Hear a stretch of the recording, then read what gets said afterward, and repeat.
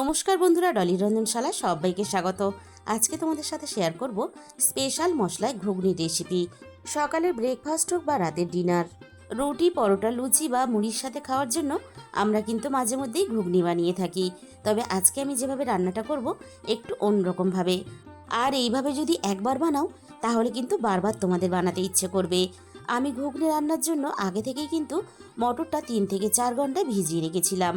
মটর যদি ভালোভাবে ভেজানো হয় তাহলে মটরটা খুব সুন্দরভাবে সিদ্ধ হবে। আর এই রান্নার জন্য আমি আগে থেকে মাঝারি সাইজের 2টো আলু কেটে নিয়েছিলাম। আমি এখানে 2টো আলু ব্যবহার করব। আলুর পরিমাণটা অবশ্যই তোমরা তোমাদের নিজেদের মতো করে ব্যবহার করবে। এবার আমি আলুটাকে একটা সাইডে সরিয়ে রেখে দেব। ঘুগনির কড়াইটা আমি সিদ্ধ করে নেব। তার জন্য আমি প্রেসার কুকারের মধ্যে পরিমাণ মতো জল দিয়ে দিলাম। মটরের পরিমাণ বুঝে এবার আমি স্বাদ মতো লবণ দিয়ে দেব। আর সবশেষে আমি এখানে অল্প একটু হলুদ গুঁড়ো দিয়ে দেব। মটরগুলো সিদ্ধ হওয়ার জন্য এবার আমি প্রেসার কুকারের মধ্যে সমস্ত ভেজানো মটর দিয়ে দেব।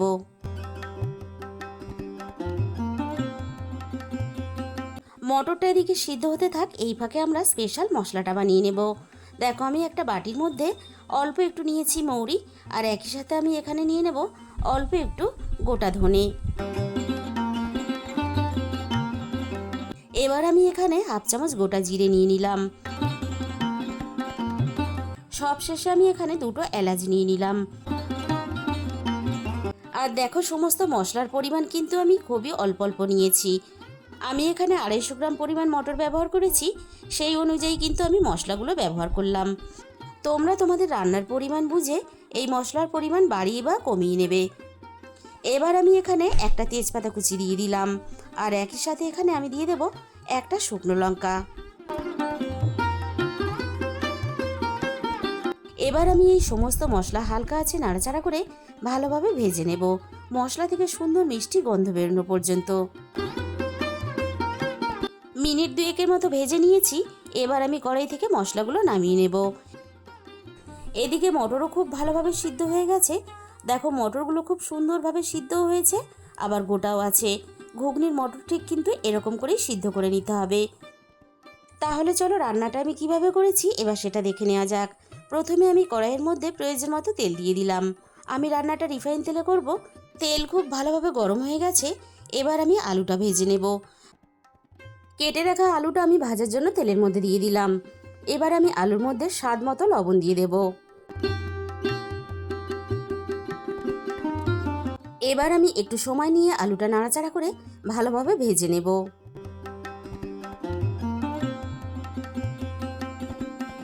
আলু আমি নাড়াচাড়া করে দেখো বেশ লাল লাল করে ভেজে নিয়েছি। এর থেকে বেশি আমি আর ভাজবো না। এবার আমি সমস্ত ভাজা আলু কড়াই থেকে তেল ঝরিয়ে নামিয়ে নেব।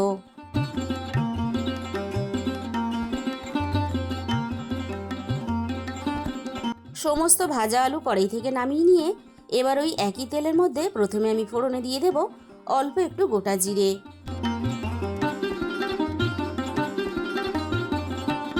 এবার আমি জিরেটা নাড়াচাড়া করে বেশ ভালোভাবে ভেজে নেব, জিরে থেকে সুন্দর মিষ্টি গন্ধ বেরোনো পর্যন্ত। জিরেটা আমি বেশ ভালোভাবে ভেজে নিয়েছি। এবার আমি এখানে পেঁয়াজ কুচি দিয়ে দেব। আর পেঁয়াজের পরিমাণটা আমি একটু বেশি দেব, কারণ ঘুগনিতে একটু পেঁয়াজের পরিমাণটা যদি আমরা বেশি ব্যবহার করি তাহলে ঘুগনিটা যেমন খেতেও ভালো লাগবে, তেমনই কিন্তু ঘুগনিটা বেশ একটু গাঢ়ও হবে। এবার আমি পেঁয়াজটাকে নাড়াচাড়া করে বেশ লালচে রং ধরিয়ে নরম করে ভেজে নেব। পেঁয়াজ আমি বেশ ভালোভাবে ভেজে নিয়েছি, আর পেঁয়াজটা সুন্দরভাবে নরম হয়ে গেছে। আর দেখো, পেঁয়াজের গায়ে একটা সুন্দর কালারও চলে এসেছে। এবার আমি এখানে পরিমাণ মতো আদা রসুন বাটা দিয়ে দিলাম। আমি আদার থেকে রসুনের পরিমাণটা এখানে একটু বেশি ব্যবহার করেছি। এবার আমি আদা আর রসুনটা নাড়াচাড়া করে বেশ ভালোভাবে একটু কষিয়ে নেব, আদা রসুনের কাঁচা গন্ধটা চলে যাওয়া পর্যন্ত। আদা রসুনের কাঁচা গন্ধটা চলে গেছে। এবার আমি এখানে একটা মাঝারি সাইজের টমেটো কুচি দিয়ে দিলাম। একই সাথে আমি আরও একটু অল্প লবণ দিয়ে দিলাম। এবার আমি এখানে একে একে রান্নার গুঁড়ো মশলাগুলো দিয়ে দেব। প্রথমে আমি দিয়ে দিলাম রান্নার প্রয়োজন মতো হলুদের গুঁড়ো। এবার আমি এখানে ঝালের জন্য হাফ চামচ লঙ্কার গুঁড়ো দিয়ে দিলাম। ঝালের পরিমাণটা কিন্তু অবশ্যই নিজেদের স্বাদ মতো ব্যবহার করবে। আর একই সাথে এখানে আমি হাফ চামচ ধনে গুঁড়ো আর দিয়ে দেবো এখানে হাফ চামচ জিরে গুঁড়ো। এবার আমি সব কিছু একসাথে নাড়াচাড়া করে বেশ ভালোভাবে কষিয়ে নেব, মশলা থেকে সুন্দরভাবে তেল ছেড়ে আসা পর্যন্ত আর টমেটোটা ভালোভাবে নরম হওয়া পর্যন্ত।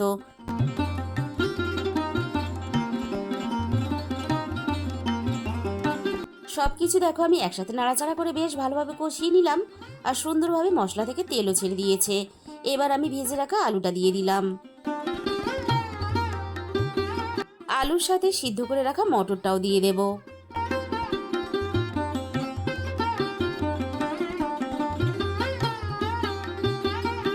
এবার আমি একটু সময় নিয়ে আলু মটর মশলার সাথে বেশ ভালোভাবে কষিয়ে নেব।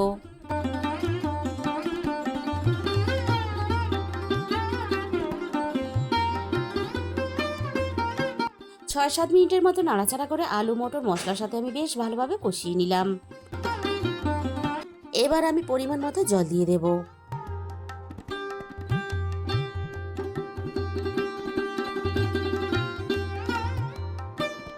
এবার আমি সবকিছু একসাথে নাড়াচাড়া করে ভালোভাবে মিশিয়ে দেব আর রান্নাটা ভালোভাবে ফুটে হতে দেব। রান্নাটা বেশ ভালোভাবে ফুটে উঠেছে। ঝালের জন্য আমি এখানে আরও 4টে কাঁচা লঙ্কা কুচি দিয়ে দিলাম।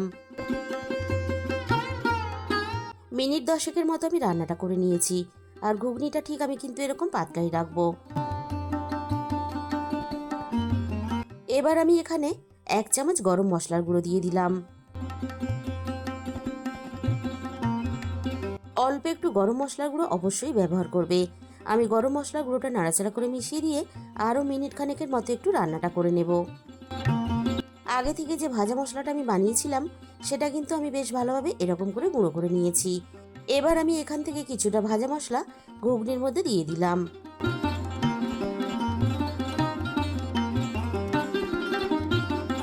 আর দেখো কিছুটা ভাজা মশলা আমি রেখে দিয়েছি, এটা আমি পরে ব্যবহার করব।